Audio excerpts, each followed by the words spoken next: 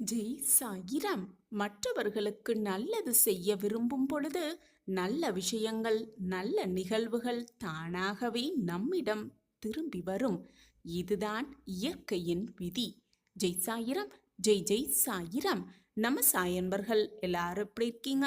எல்லாரும் நல்லா இருப்போம். ஓம் சாயிராம். என் அன்பு குழந்தையே, உன் வாழ்வில் இப்பொழுது என்ன நடந்து கொண்டிருக்கிறது? உன்னை சுற்றி என்னவெல்லாம் நிகழ்ந்து கொண்டிருக்கிறது? அதற்கான அர்த்தம் என்ன? காரணம்தான் என்னவாக இருக்கும் என்பதை நீ அறிவாயா? எல்லோரையும் போல சாதாரணமாக நீ இந்த உலகத்திற்கு படைக்கப்பட்டவர் அல்ல. நீ தேர்ந்தெடுக்கப்பட்டவரா? தேர்ந்தெடுக்கப்பட்டு மிகப்பெரிய ஒரு பொக்கிஷமாகவே படைக்கப்பட்டிருக்கிறாய். எல்லாமே முடிந்துவிட்டது என்று நீ நினைப்பது மிக மிக தவறு. எல்லாமே முடிந்துவிட்டது என்று நீ நினைக்கும் தருவாயில்தான் உன் வாழ்வில் ஆரம்ப புள்ளி ஆரம்பமாகிறது.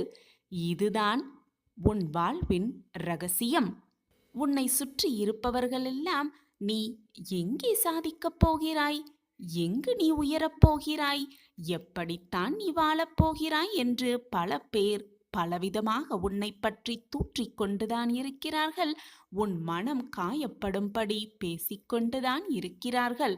அதை கேட்டுவிட்டு என்னவோ உன் மனமும் தானாகவே நாம் முன்னேற மாட்டோம், அவ்வளவுதான், நம் வாழ்வு முடிந்துவிட்டது, எல்லாமே முடிந்துவிட்டது என்று நீயே தவறாக ஒரு முடிவுக்கு வந்தும் விட்டாய். மற்றவர்கள் சொல்வது கிடக்கட்டும், நீயே கூட சில நேரங்களில் உன்னையே தாழ்வாகத்தான் நினைத்து கொண்டிருக்கிறாய். இதுவெல்லாம் நம்மால் முடியாது, இதுவெல்லாம் செய்தால் நம்மால் முன்னேற முடியாது, இதுவெல்லாம் நம் வாழ்வில் நடக்கவே நடக்காது என்று நீயே ஒரு தவறான எண்ணத்திற்குள் மூழ்கி கொண்டிருக்கிறாய். யார் என்ன வேணாலும் பேசிக்கொள்ளட்டும், ஏன் நீ கூட உன்னை இழிவாக பார்த்து கொள்ளவே வேண்டாம். பார்த்து கொண்டாலானும் உன் வாழ்வில் நடக்க வேண்டியதை நடத்தி வைத்து, உன் வாழ்விற்கு தேவையானதை உன்னிடம் இருந்து, தேவையில்லாததை உன்னிடம் இருந்து விலக்கி வைத்து, உனக்கு எதை கொடுக்க வேண்டுமோ அதை கொடுத்து, உன்னிடம் இருந்து உனக்கு தேவையில்லாததை பறிக்க வேண்டிய நேரத்தில் சரியாக பறித்து, உனக்கு ஆக வேண்டியதை, நல்ல வாழ்வு கொடுக்க வேண்டியதை கொடுத்து, எதுவெல்லாம் நடக்க வேண்டுமோ அது சரியான நேரத்தில் சரியான காரணத்தோடு நடந்து கொண்டுதான் இருக்கிறது. இது உன் மனதிற்கும் நன்றாகவே தெரியும்.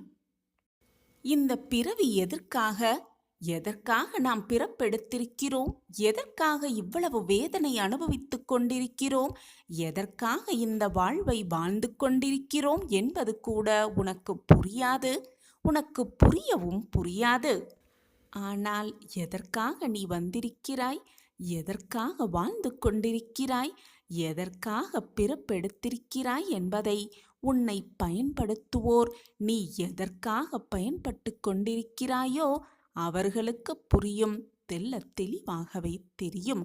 உனக்கு வேண்டுமானால் இப்பொழுது புரியாமல் இருக்கலாம், ஆனால் புரிய வேண்டிய நேரத்தில், புரிய வேண்டிய சமயத்தில் எல்லாமே உனக்கு சாதகமாக நிகழும்படியே உன் மனது ஏற்றுக்கொள்ளும். எல்லாமே உனக்கு சாதகமாகவே நிகழும். இது நாள் வரை நிகழ்ந்ததே இல்லை. நான் ஒவ்வொரு இரவும் நம்பிக்கையோடு தான் உறங்க செல்கிறேன். நாளை எனக்கான நாளாக இருக்கும் என்ற நம்பிக்கையோடு தான் நான் உறங்குகிறேன். காலை கண் விழிக்கும் பொழுதும் நம்பிக்கையோடு தான் கண் விழிக்கிறேன். ஆனால் நாட்கள் தான் நகருகிறதே தவிர என் வாழ்க்கையில் எந்த ஒரு திருப்பமும் ஏற்றமும் இதுவரை நிகழவே இல்லையே என்றுதானே கூறுகிறாய்? சாயிநாதரே, அனைவரும் நிம்மதியாக உறங்கிக் கொண்டிருக்கும் இந்த நேரத்திலும் கூட நான் மட்டும் கண்ணீர் வடித்து கொண்டிருக்கிறேனே, எனக்கு மட்டும் ஏன் இந்த வேதனை? தனிமையாக இருப்பது என்னை மேலும் வேதனை அடைய செய்கிறது என்றுதானே யோசித்து கொண்டிருக்கிறாய்? என் பிள்ளையே, இது நாள் வரை நம்பிக்கையோடு தானே இருந்தேன் என்று கூறுகிறாய். அப்படியென்றால் இன்று அதைவிட ரெட்டிப்பு நம்பிக்கையோடு ரெட்டிப்பு மகிழ்ச்சியோடு இதை முழுவதுமாக கேட்டுவிட்டு நிம்மதியாக இன்று இரவை கடந்து வா. நாளை நீ எதிர்பார்த்த அந்த இடத்திலிருந்து ஒரு நல்ல நிகழ்வு, ஒரு நல்ல மாற்றம், ஒரு நல்ல செய்தி, உன் மனம் குளிரும் ஒரு மங்கள செய்தி உன் செவிகளில் வந்து எட்டும். நாளை நீ கண் விழிக்கும் பொழுது சாயி சாயி என்று சொல்லிக் கொண்டுதான் விழிப்பாய். உனக்கான அந்த நல்ல செய்தி உன் காதுகளில் வந்து விழும். உடனே ஓடோடி வந்து நான் எங்கு இருக்கிறேன் என்பதை கண்டுபிடித்து என்னிடம் வந்து நன்றி சொல்வாய். உன் கண்களில் ஆனந்த கண்ணீர் வரும். அப்பொழுதும் அந்த கண்ணீரை துடைக்க நான் உன் அருகிலேயே இருப்பேன் என்பதை மறந்தே விடாதே. நம்பிக்கை வெற்றியோடு வரும். ஆனால் வெற்றி நம்பிக்கை உள்ளோரிடம் மட்டுமே வரும். அந்த வெற்றி உன்னிடம் கண்டிப்பாக வரும். ஏனென்றால் உன்னிடம் நம்பிக்கை நிறையவே இருக்கிறது. நீ என்னுடைய பொக்கிஷம். உன்னிடம் நம்பிக்கை மிக அதிகமாக இருக்கிறது என்பது எனக்கு நன்றாகவே தெரியும். எதற்குமே கலங்காதே. எது வந்தாலும் நம்பிக்கையை மட்டும் இழந்து விடாதே. இருளான வாழ்க்கை என்று கவலை கொள்ளாதே. என் வாழ்க்கையில் மட்டும் எப்பொழுதுமே இருள் மட்டுமே சூழ்ந்து இருக்கிறதே என்று வேதனைப்படாதே. கனவுகள் முளைப்பது அந்த இருளில்தான். இருள் மறைந்தால்தான் வெளிச்சம் பிறக்கும். இதுதான் வாழ்க்கையின் நியதி. உன்னுடைய இருளும் மலையப் போகிறது. உனக்கான பிரகாசமும் விடியப் போகிறது என்பதை நம்பிக்கையோடு நம்பு. நீ எவ்வளவு தூரம் உன்னால் செல்ல முடியும்? சென்றாலும் உன்னால் வெற்றி அடைய முடியுமா என்று கேலி பேசுகிறார்களா உன்னை பார்த்து? நீ அவற்றை காதில் வாங்கிக் கொள்ளாதே. காதில் வாங்கிக் கொள்ளாமல் உன்னுடைய பயணத்தை ஓடிக்கொண்டே இரு, போராடிக்கொண்டே இரு, நடந்து கொண்டே இரு. அவர்கள் சொற்கள் உன் காதில் விழாத தூரம் வரை உயர்ந்து சென்று கொண்டே இரு. அப்பொழுது உன்னிடம் பேச யாருமே இருக்கவே மாட்டார்கள். ஏனென்றால் நீ சிகரத்தை தொட்டிருப்பாய். ஒவ்வொரு நாளும் விடியும் போது ஒரு எதிர்பார்ப்போடே விடுகிறது. நீயும் அந்த எதிர்பார்ப்போடையே உன்னுடைய ஒவ்வொரு நாளையும் முழிக்கிறாய். ஒவ்வொரு நாளும் முடியும் பொழுது ஒரு அனுபவமாக எடுத்துக்கொள். ஒவ்வொரு அனுபவம் உன் வாழ்க்கையில் நீ மிக பிரகாசமாக உயர்வதற்கான வழிகளாகவே இருக்கும். நம்பிக்கையோடு இரு. எதையுமே வாழ்க்கையில் சாதித்தே விடலாம். எதையும் எதிர்கொண்டு வாழ பழகிக்கொண்டால் உனக்கு வரும் இன்னல்களும் துரோகங்களும் தோல்விகளும் கூட உனக்கு பயமே இல்லாமல் முடியும். வாழ்வில் முன்னேற வேண்டுமென்றால் உன் கால்களால் நடந்து போய்கொண்டே இரு. மற்றவர்களின் முதுகில் ஏறி போக நினைக்காதே. மற்றவர்களின் வழியிலும் செல்ல நினைக்காதே. உனக்காக ஒரு தனி பாதையை உண்டாக்கி கொண்டு அந்த பாதையில் நீ சென்று கொண்டே இரு. யார் சொல்லுவதையும் காதில் வாங்கிக் கொள்ளாமல் நம்பிக்கையோடு புன்னகையோடு உன் வழியில் நீ வடித்த பாதையில் சென்று கொண்டே இரு. உன்னுடைய பாதைகளை மலர்பாதையாக மாற்றும் வேலையை உன் சாயப்பா நான் செய்வேன். ஒன்றை நன்றாக புரிந்து கொள் என் பிள்ளையே. நீ விரும்பியதை, எதை நீ அதிகமாக விரும்புகிறாயோ அதை மற்றவர்களுக்கு கொடு. இதன் பொருள் என்னவென்று தெரியுமா? நீ பிறரிடம் எதிர்பார்க்கும் அன்பு, மரியாதை போன்றவைகளை பிறர் எதிர்பார்ப்புக்கும் முன் கொண்டு போனால் உனக்கானது உன்னை தேடி வரும். மற்றவர்களுக்கு நீ அதை வாரி வாரி குளத்தால் உனக்கு ரெட்டிப்பு பன்மையாக அது உனக்கு வந்து சேரும். இதுதான் வாழ்க்கையின் ரகசியம். எப்பொழுதுமே குடையினால் மழையை ஒருபோதும் தடுத்து நிறுத்தவே இயலாது. ஆனால் நம்மை மழையின் போது நனையாமல் கம்பீரமாக நிற்க வைக்கும் அந்த குடையே. அதுபோலத்தான் நம்பிக்கை சில நேரங்களில் வெற்றியை தராமல் இருக்கலாம். ஆனால் வாழ்வில் பெரிய பெரிய சவால்களை எதிர்கொள்ள சக்தியை அந்த நம்பிக்கை தரும். இதுதான் வாழ்க்கையின் ரகசியம். நம்பிக்கையோடு இரு. எதற்குமே வீணாக கவலைப்படாதே. காரணம் இல்லாமல் கவலையே படாதே. காரணம் இருந்தால் கூட கலக்கம் கொள்ளாதே. எதுவும் கடந்து போகும். இதுவும் கடந்து போகும். எதுவும் போய்கொண்டுதான் இருக்கும். எதுவுமே உன்னால் தடுத்து நிறுத்த இயலாது. ஒருவரின் மனதை உடைக்க, ஒருவரை காயப்படுத்த, ஒருவரின் மனதை வேதனைப்படுத்த, மனதை ரணமாக்க எவராலுமே முடியும். ஆனால் அந்த ரணப்பட்ட மனதை, காயப்படுத்த மனதை, கஷ்டப்படுத்திய மனதை தேற்றுவதற்கும் ஆறுதல் சொல்வதற்கும் ஒரு சிலரால் மட்டுமே முடியும். அது உன்னால் முடியும். எப்பொழுதுமே மற்றவர்களுக்கு நன்மை செய். மற்றவர்கள் நன்றாக இருக்க வேண்டும் என்பதை மட்டுமே சிந்தனை செய். மறந்தும் கூட மற்றவர்களுக்கு துன்பத்தை விளைக்கும்படி எந்த செயலையும் செய்யாதே. மறந்தும் கூட மற்றவர்களின் மனதை எந்த விதத்திலும் காயப்படுத்தாதே. மற்றவர்கள் காயப்பட்டால் அது மீண்டும் உன்னையே வந்து சேரும், பல 100 மடங்காக. எனவே மற்றவர்களுக்கு எப்பொழுதுமே நன்மை செய். நன்மையை மட்டுமே சிந்தனை செய். நல்ல எண்ணங்களை மட்டுமே சிந்தித்து கொண்டிரு.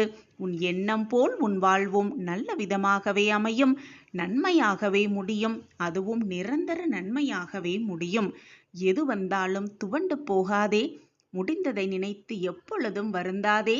வரப்போவதை நினைத்து எப்பொழுதும் எந்த நொடியும் பயப்படாதே.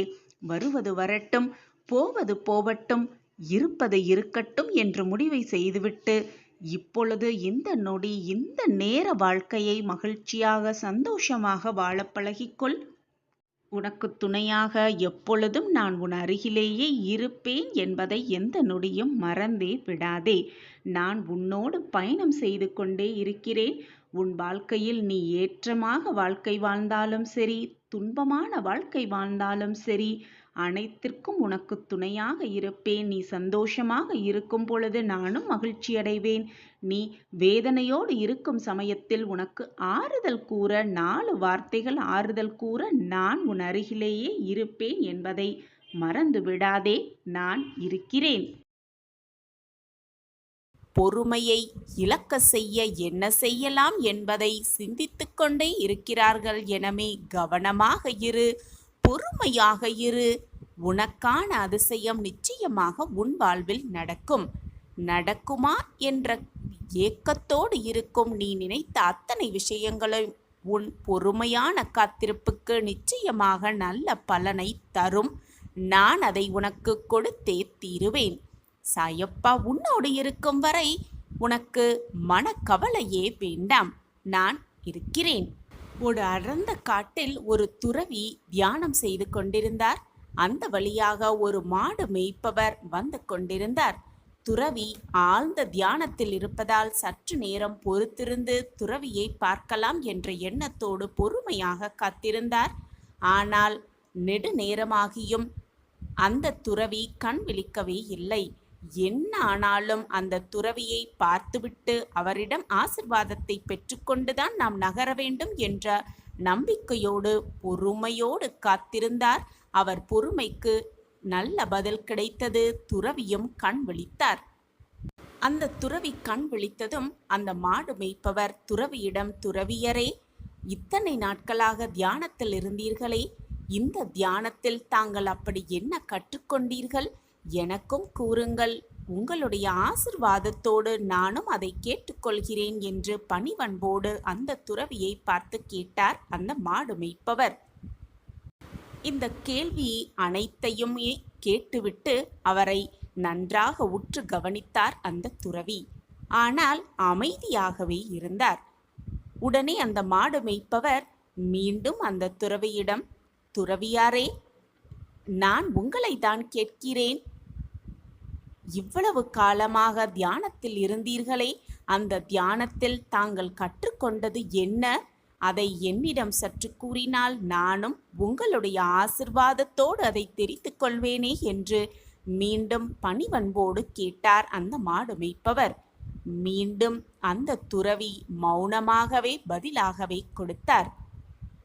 மீண்டும் சிறிது நேரத்திற்கு பிறகு மீண்டும் பணிவன்போடு, துறவியரே, இந்த தியானத்தில் தாங்கள் கற்றுக்கொண்டது என்ன? உங்களுடைய ஆசிர்வாதத்தை எனக்கு தருவீர்களா என்று கேட்டார் அந்த மாடு மேய்ப்பவர்.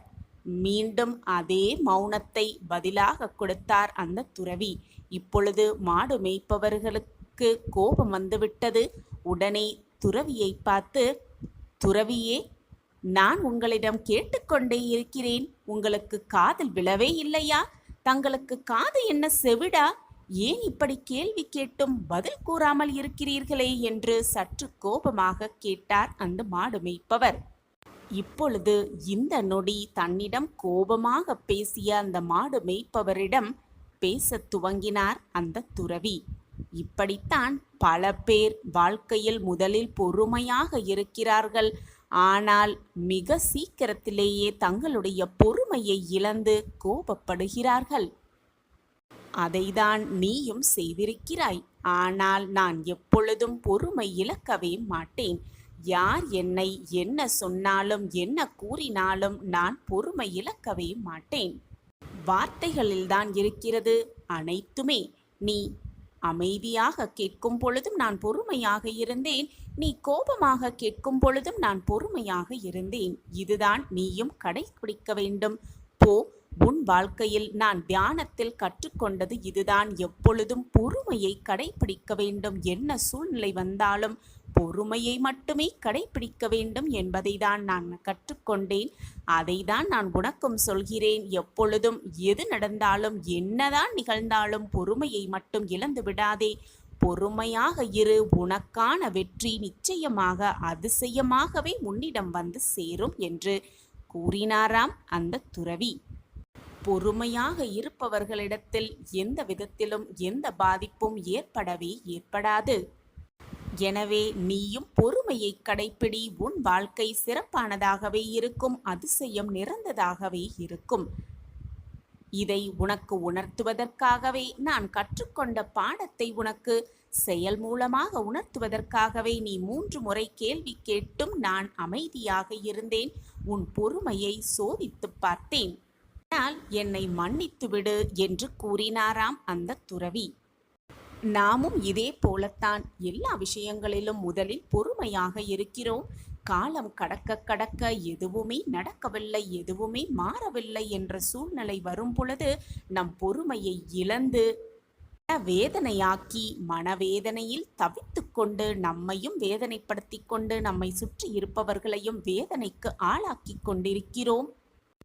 எப்பொழுதுமே எது நடந்தாலும் என்ன நிகழவில்லை என்றாலும் நடக்கவே இல்லை என்றாலும் பொறுமையை மட்டும் இழந்து விடாமல் நமக்கானது நிச்சயமாக நம்மிடம் வந்து சேரும். நமக்கு என்று எழுதப்பட்டது நம்மிடம் வந்து சேரும் வரை பொறுமையாக காத்திருப்பதை தவிர நமக்கு வேறு வழியே அல்ல என்பதை முதலில் தெளிவாக புரிந்து கொள்ள வேண்டும். நாம் பொறுமை இழந்து கோவப்படுவதாலோ வேதனைப்படுவதாலோ வருத்தப்படுவதாலோ கண்ணை சிந்துவதாலோ எதுவுமே நிகழப்போவதில்லை. நம்மிடம் வந்து எதுவுமே சேரப்போவதும் அல்ல. நமக்கு என்று எழுதப்பட்டது நம்மிடம் வந்து சேரும் வரை நாம் பொறுமையை கடைப்பிடித்துதான் ஆக வேண்டும். அதுதான் வாழ்க்கையின் நியதியும் கூட. பொறுமையாக இருக்கலாம், பொறுமையாக காத்திருக்கலாம். நடக்கவே நடக்காது என்று நினைத்தது கூட அதிசயமாக நம் வாழ்வில் நடப்பதற்கான அத்தனை சாத்தியக்கூறுகளும் நம் வாழ்வில் நிகழும். பொறுமைக்கான பதில் நிச்சயமாக கிடைக்கும். பொறுமைக்கான பரிசு நிச்சயமாக நம் வாழ்வில் அரங்கேறும் என்ற நம்பிக்கையோடு இருக்கலாம். சாயப்பாயிருக்க நமக்கு ஏன் மனக்கவலை? நான் உனக்கு கொடுக்க போகும் தீர்ப்பு இறுதியான தீர்ப்பு. ஒரு கன நொடி போதும் உன் வாழ்க்கையையும் உன் விதியையும் மாற்றி அமைக்கும் சக்தி உன் அப்பாவிற்கு உண்டு என்று உனக்கு தெரியுமல்லவா? என்னை நம்பு. உனக்கு அனைத்தும் நல்லதாகவே நடக்கும். அளவில்லாத மகிழ்ச்சிக்கு உன்னையும் உன் வாழ்க்கையையும் கொண்டு செல்வதற்காகவே இத்தனை நாள் இத்தனை போராட்டங்களை நீ சந்தித்து கொண்டிருக்கிறாய். உன் வாழ்க்கையில் நடந்த அத்தனையும் போராட்டங்கள், அவமானங்கள், விரக்திகள், வேதனைகள், இதுதான் கடந்து வந்திருக்கிறாய். பொறுமையாக இரு. அனைத்தும் உன் வாழ்வில் வசமாகும். எதையும் எதிர்கொண்டு வாழ்வோம் என்று இன்றைய துணிச்சல் நாளை உனக்கு வரும் துன்பத்தை கூட துரத்தி அடிக்கும். எனவே எப்பொழுதும் எதிலும் துணிவோடு செயல்படு. துணிச்சலோடு இரு. தைரியமாக இரு. கலங்கி நிற்காதே. போராடு. போராடிக்கொண்டே இரு. வாழ்க்கையில் வெற்றியை மிக சுலபமாக அடைந்தே விடலாம். நம்பிக்கைதான் வாழ்க்கை குழந்தையே. நம்பிக்கைதான் வாழ்க்கையாகவே இருக்கும். எப்படி வேணாலும் வாழ்ந்துவிட்டு போ, ஆனால் உன்னால் மற்றவர்கள் யாருமே கண்ணீர் சிந்தவோ வேதனைப்படவோ அழிந்து விடவும் கூடாது என்ற கொள்கையோடு உன் வாழ்க்கையில் வாழ். அதுவே உன் வாழ்க்கைக்கு மிகவும் என்னை காப்பாற்ற யாருமே இல்லை, தாங்கி பிடிக்க எவருமே இல்லை, சோதனை என்றால் தோள் சாய்த்து கொள்ள எவருமே இல்லை. ஆறுதல் சொல்லி மனதை ஆறுதல் படுத்துவதற்கும் யாருமே இல்லை. சரியான ஆலோசனையை கூறி சரியான பாதையில் அழைத்து போவதற்கும் ஆளே இல்லை. நானும் என்னால் முடிந்த அளவு அனைத்தையும் செய்து பார்த்துவிட்டேன், போராடியும் பார்த்துவிட்டேன். ஆனால் அனைத்திலுமே ஒரு முட்டுக்கட்டை இருக்கத்தான் செய்கிறது. என்னை சுற்றி 1000 பேர் இருந்தாலும், என்னை சுற்றி எத்தனை உறவுகள் இருந்தாலும், யாருமே இல்லாமல் ஒரு தீவில் இருக்கிறது போல தனிமையாக உணர்ந்து கொண்டிருக்கிறேன். யாராவது வந்து என்னிடம் பேசினால் கூட என் வாயால் மட்டும், என் உதடு மட்டும்தான் அவர்களுக்கு பதில் சொல்கிறதே தவிர என்னுடைய மனம் என்னிடமே இல்லை. என்னுடைய மனம் எப்பொழுதும் எதையோ சிந்தனை செய்து கொண்டு, எதையோ யோசித்து கொண்டு எங்கேயோ சென்று கொண்டிருக்கிறது, எங்கேயெல்லாமோ சுற்றி கொண்டு இருக்கிறது. சரியாக சொல்ல வேண்டுமென்றால் வழியே இல்லாத காட்டில் திக்கு திசை தெரியாமல், வந்த வழி போகும் வழி எதுவுமே தெரியாமல் நிர்கதியாக நிற்பது போலத்தான் என் வாழ்க்கையில் இப்பொழுது நான் இருக்கிறேன். இந்த சூழ்நிலையில்தான் நான் இப்பொழுது இருந்து கொண்டிருக்கிறேன். நான் என்ன செய்ய வேண்டும், ஏது செய்ய வேண்டும் என்று எனக்கு எதுவுமே புரியவில்லை. நடக்குமா நடக்காதா, கிடைக்குமா கிடைக்காதா, வருமா வராதா என்ற ஏக்கம் பல கோணங்களில் என் மனதில் ஒளிந்து கொண்டே இருக்கிறது, ஓடிக்கொண்டே இருக்கிறது. நான் என்ன செய்ய வேண்டும் சாயிநாதரே என்று என்னிடம் நீ கேட்கிறாயல்லவா? இந்த மனநிலையில் நீ இப்பொழுது இருந்து கொண்டிருந்தால், தன்னம்பிக்கையோடு மனதை ஒரு நிலையாக வைத்துக்கொண்டு இதை முழுவதுமாக கேள். இதன் முடிவில் உனக்கு ஒரு தெளிவு பிறக்கும். உனக்கு நல்ல நேரம் துவங்கி இருக்கிறது என்பதால் தான் இந்த பதிவு. உன் சாயப்பாவின் அசரீரி வாக்கு உன் காதில் கேட்டுக்கொண்டிருக்கிறது, உன் கண்ணில் பட்டிருக்கிறது. அப்படியென்றால் உனக்கு நல்ல நேரம் துவங்கிவிட்டது என்றுதான் அர்த்தம். இதை நம்பிக்கையோடு முழுவதுமாக கேள். உன் வாழ்வில் மிகப்பெரிய ஏற்றம் நிச்சயமாக வரும். பிரகாசமாகவே உன்னை வந்து சேரும். உன்னுடைய சிறப்பான பிரகாசமான வாழ்க்கைக்கு ஒரு நல்ல வழியை நான் பிறக்க செய்வேன். அதற்கு உனக்கு ஒளியாகவே நான் இருப்பேன். சற்று உன் வாழ்க்கையை ஒருமுறை திரும்பிப்பார். இதே போல் திக்கு திசை தெரியாமல் பாலைவனத்தில் நிற்பது போல நின்று கொண்டிருக்கும் பொழுது, சாயிநாதரே எனக்கு வழிகாட்ட மாட்டீர்களா என்று நீ என்னிடம் சாயி என்று ஒரு முறை கூப்பிட்ட அடுத்த கணமே நான் உன் கண் முன் தோன்றினேன். உனக்கான சிறந்த வழியை காட்டி இப்பொழுது இந்த இடத்திற்கு உன்னை கொண்டு வந்து நிறுத்தியிருக்கிறேன். இப்பொழுதுமே நடு காட்டில் தத்தளித்து கொண்டிருப்பது போல தவித்து கொண்டு வேதனையோடு என்னை கூப்பிடுகிறாய். அடுத்த நொடியே நான் உன்முன் வந்து நிற்பேன் என்பது உனக்கு தெரியாதா? உனக்கு வழியை காட்டி, உனக்காக வழிகாட்டியாக இருந்து, உனக்கு மிகப்பெரிய பாதுகாவலனாகவும் இருந்து, உன் வாழ்க்கைக்கு மிக பிரகாசமான வழியை நான் காட்டுவேன். பாலைவனத்தில் வழியை காட்டத் தெரிந்த எனக்கு இப்பொழுது திக்கு திசை தெரியாமல் இருக்கும் காட்டில் உனக்கான வழியை காட்டி மிக பிரகாசமான எதிர்காலத்தை உனக்காக உருவாக்க எனக்கு தெரியாதா? என்னை அவ்வளவு சர்வசாதாரணமாக நினைத்து விட்டாயா? கன நொடி போதும், கண்ணிமைக்கும் நேரம் போதும் அனைத்தையும் மாற்றி காட்டும் வல்லமை என்னிடம் இருக்கிறது. இப்பொழுது கவலை, பெரும் கவலை உன் வாழ்க்கையில் இருக்கிறது என்பதில்தான் உன்னால் எதையுமே சிந்திக்க முடியாமல், எதை பற்றி மட்டுமே சிந்தனை இல்லாமல் போராடி கொண்டிருக்கிறாய். போராடி கொண்டிருக்கிறோம் என்று நீயே தவறாக சித்தரித்து கொண்டு ஒரு வேலியை போட்டுக்கொண்டு அதன் நடுவில் நின்று கொண்டிருக்கிறாய். நீயும் தைரியமாக இருக்க, நம்பிக்கையோடு இருக்க எவ்வளவோ முயற்சிகளை செய்து கொண்டுதான் இருக்கிறாய். ஆனால் உன் வாழ்க்கையில் உன்னை சுற்றி நடக்கும் போராட்டங்களால் என்ன செய்வது, ஏது செய்வது என்று தெரியாமல் உன் நம்பிக்கையையும் உன்னுடைய விடாமுயற்சியையும் கொஞ்சம் கொஞ்சமாக இழந்து கொண்டிருக்கிறாய். அது எனக்கு மிக நன்றாகவே தெரிகிறது. நம்பிக்கையை ஒரு பொழுதும் இழந்து விடாதே. நான் உனக்கு தாயாக, தகப்பனாக, அனைத்துமாக இருந்து உன்னை வழிநடத்தும் போது தேவையில்லாம இந்த மனக்குழப்பம் உன் மனதிற்கு வேண்டவே வேண்டாம். எது நடந்தாலும் அப்பா பார்த்து கொள்வார் என்ற தன்னம்பிக்கை உன் மனதில் உண்டென்றால் போதும். நீ நினைப்பதற்கு மேலாகவே உன் வாழ்க்கையில் நான் உன்னை உயர்த்தி காட்டுவேன். வெற்றியாளர்கள் முடிவுகளை விரைவில் எடுத்து விடுவார்கள். அப்படி எடுத்த முடிவுகளை மிக மெதுவாகவே அவர்கள் மாற்றுவார்கள். தோல்வியுறுபவர்களோ முடிவுகளை மிக மிக மெதுவாக எடுப்பார்கள்.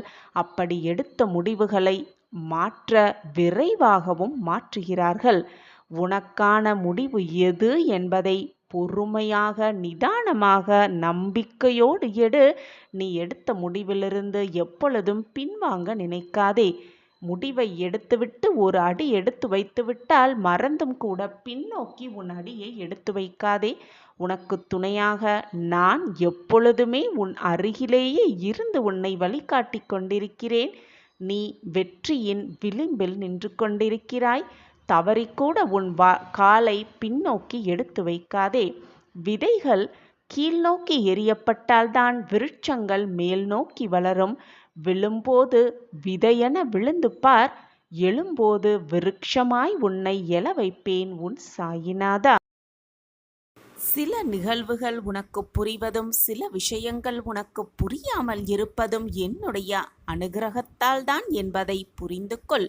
சில விஷயங்கள் நீ புரிந்து கொள்ள வேண்டும். ஆனால் பல விஷயங்கள் உனக்கு புரியாமல் இருப்பதே மிக மிக நல்லது.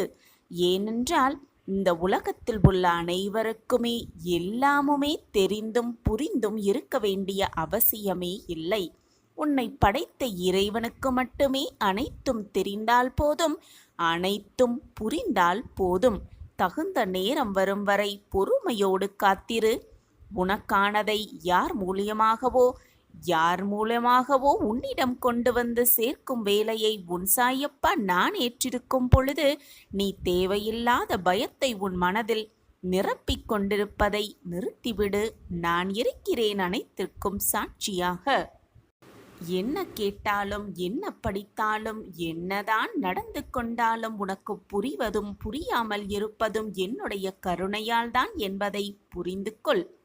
அப்படி நீ புரிந்து கொண்டாலும் அறிந்து கொண்டாலும், யார் மூலியமாக அறிந்து கொண்டாலும் கூட அடுத்தது நீ என்ன செய்வாய், என்ன யோசிப்பாய், என்ன சிந்தனை செய்து உன் வாழ்க்கையில் நீ நகர்த்துவாய் என்பதும் எனக்கு மிக மிக நன்றாகவே தெரியும். சில விஷயங்களை நான் உனக்கு தெரிவிக்கிறேன். சில விஷயங்களை, சில குழப்பங்களை நான் உனக்கு தீர்த்து வைக்கின்றேன். அது மட்டுமல்லாமல் உனக்கு புரியாத பல விஷயங்களை நான் உனக்கு புரிய வைக்கின்றேன். உன்னை சுற்றி இருப்பவர்கள் யார் நல்லவர்கள், யார் தீயவர்கள், யார் உன்னிடம் உண்மையாக இருக்கிறார்கள், யார் நடித்து கொண்டிருக்கிறார்கள் என்பதையும் நான் உனக்கு தெள்ள தெளிவாக காட்டிக் கொண்டிருக்கிறேன். கஷ்டங்கள், துரோகங்கள், வஞ்சனைகள், மாயைகள் என்று அனைத்திலிருந்தும் உன்னை நான் காப்பாற்றிக் கொண்டும் இருக்கிறேன். ஆனால் ஒரு சில ரகசியங்கள் ரகசியங்களாகவே இருந்துவிட்டு போகட்டும். அதை தெரிந்து கொள்ள வேண்டும் என்று நீ முற்பட்டால் அந்த ரகசியம் உனக்கு புரியாமலேயே போய்விடும். அந்த ரகசியங்கள் ரகசியங்களாகவே இருந்தால்தான் உன் வாழ்க்கைக்கு அது சரியானதாகவே இருக்கும். அதனால் இது நமக்கு தெரியவில்லையே, இது நமக்கு புரியவில்லையே என்று மனதை போட்டு குழப்பிக்கொள்ளாமல், பயப்படாமல் கலங்கி நிற்காதே. அதுதான் உன்னுடைய தாயாகவும் தகப்பனாகவும் இருக்கும் எனக்கு அனைத்தும் தெரியுமல்லவா? ஒரு சில காரணத்திற்காகத்தான் நான் அதை மறைத்து வைக்கின்றேன். உனக்கு தெரிந்ததும் உனக்கு தெரியாததும் உன் அப்பாவின் அருளால் தான் என்பதை புரிந்து கொண்டு செயல்படு. உனக்கு எல்லா உண்மைகளையும், எல்லா நிகழ்வுகளையும், எல்லா ரகசியங்களையும் உனக்கு கொடுப்பவன் உன் சாயப்பாதான். உன் வாழ்க்கையில் நடப்பது, நடந்தது, நடக்கப் போவது எல்லாத்தையும் திட்டம் தீட்டுபவனும் உன் சாயிநாதர்தான். ஒரு சில அல்ல, பல விஷயங்களை கூட உனக்கு மறைத்து வைத்திருப்பவனும் உன் சாயிநாதாதான். எனவே நீ அறிந்ததையும் அறியாததையும் மறைத்துவிட்டு நான் உனக்கு கூறும் அனைத்து ரகசியங்களையும் அதன்படியே கேட்டுவிட்டு உன் சாயப்பாவை முழுவதுமாக அறிந்து கொள். நம்பிக்கையோடு இரு. எது வந்தாலும் பார்த்து கொள்ளலாம் என்ற தீர்க்கமான சிந்தனையோடு இரு. அனைத்துமே உனக்கு சாதகமாக முடியும்படி நான் பார்த்து கொள்கிறேன்.